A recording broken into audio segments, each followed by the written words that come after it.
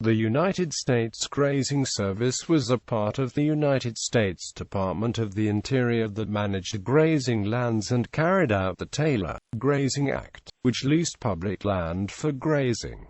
It was later merged with the General Land Office to form the Bureau of Land Management. History. When the Taylor Grazing Act was passed in 1934 by the United States Congress, an office under the Department of the Interior was also created to manage the act. It was first called the Division of Grazing, but later was renamed the U.S. Grazing Service in 1939.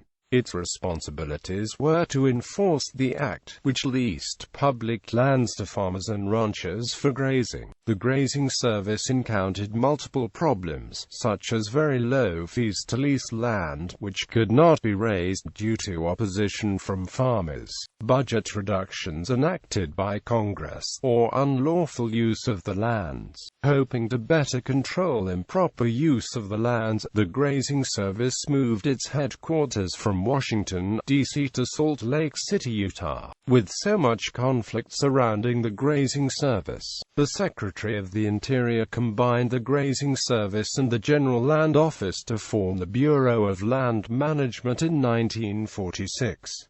The BLM was given the responsibilities of the former U.S. Grazing Service and General Land Office. The BLM retained control of its laws until 1976.